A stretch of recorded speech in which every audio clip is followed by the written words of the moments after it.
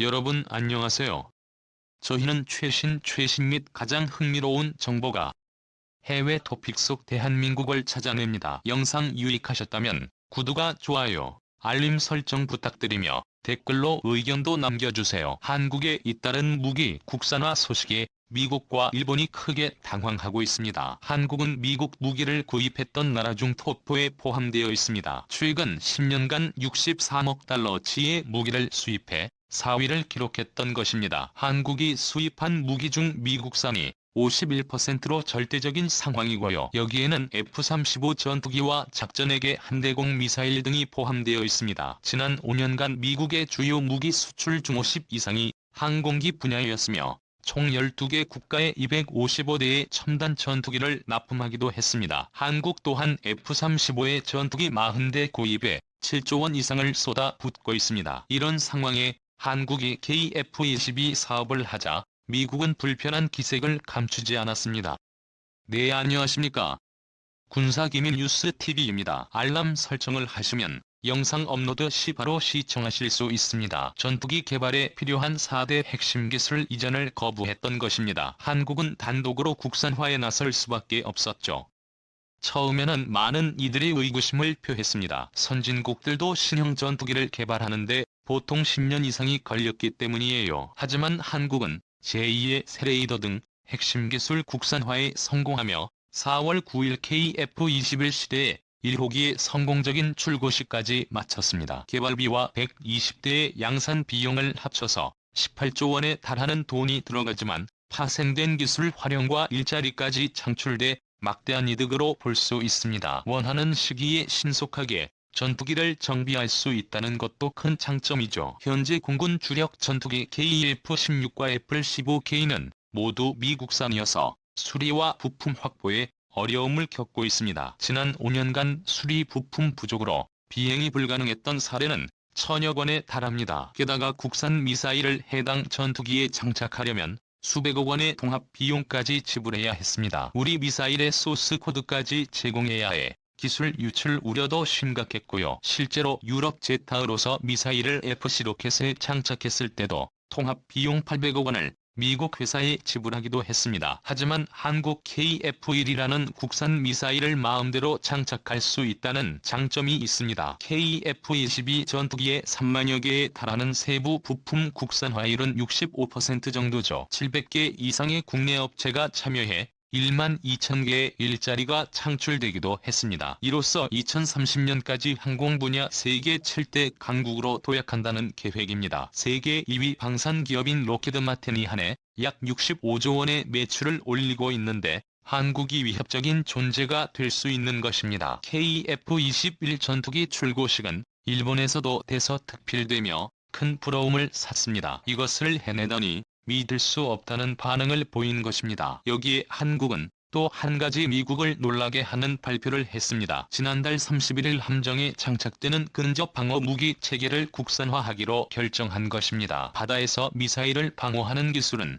3단계로 이루어져 있습니다. 사거리 180km 정도의 함대공 유도탄 LSM으로 1차 방어를 하고 사거리 10km 정도의 램 함대공 미사일로 2차 방어를 하는 것입니다. 램은 미국에서 만든 것인데 한국은 이마저도 대체할 수 있게 2018년 사거리 20km 수준의 대공 유도탄을 개발해내기도 했습니다. 미국산 램이 특정 방향으로 발사하는 것이라면 헬공은 수직 발사한 후 표적으로 날아가는 것이라 모든 방향을 방어할 수 있다는 장점이 있습니다. 하지만 두 번의 기회가 모두 실패로 끝났을 경우 마지막 근접 방어 무기가 필요한데 분당 4,200발의 총탄을 퍼부어 막아내는 것입니다. 이는 거리 측정 레이더와 기관포를 결합한 것으로 볼 수 있습니다. 그동안 이 근접 무기를 독식한 곳은 네덜란드의 골키퍼와 미국 페일랭스였습니다.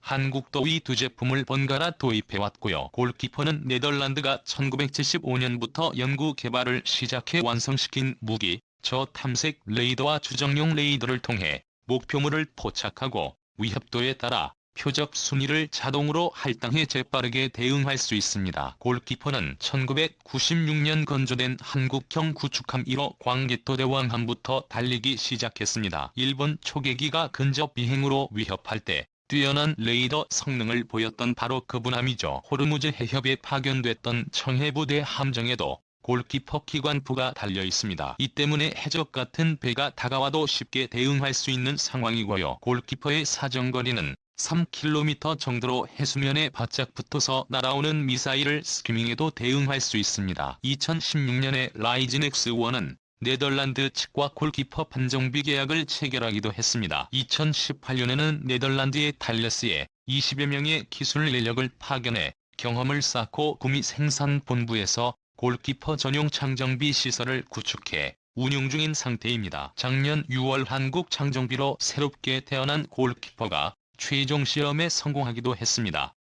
이로써 한국은 1천억 원의 창정비 비용도 절감할 수 있게 된 상황이고요. 하지만 골키퍼가 단종된 이후 차기 호위함인 인천함부터는 미국산 페일렉스를 사용할 수밖에 없었습니다. 분당 3,000발을 발사할 수 있고 사정거리는 웍 정도입니다. 하지만 미국은 일본, 대만과 달리 한국에게는 창정비 권한을 넘겨주지 않았습니다. 기술 이전도 거부했고 수리를 하려면 미국으로까지 보내야 한다는 입장이었죠. 그럴 경우 운용비와 수리비가 크게 올라갈 수밖에 없습니다. 게다가 골키퍼가 단종된 이후 미국은 페렌츠 가격을 크게 올리기 시작했죠. 작년 12월 한국의 페일스 2기를 3,900만 달러에 계약했던 이유입니다. 이기에 약 430억 원으로 적지 않은 금액임을 알 수 있습니다. 이에 한국은 올해부터 2030년까지 4,500억 원을 투입해 근접 방어무기 CWUS의 국산화를 선언한 상태입니다. 기존 무기는 시속 약 1100km의 암송 미사일만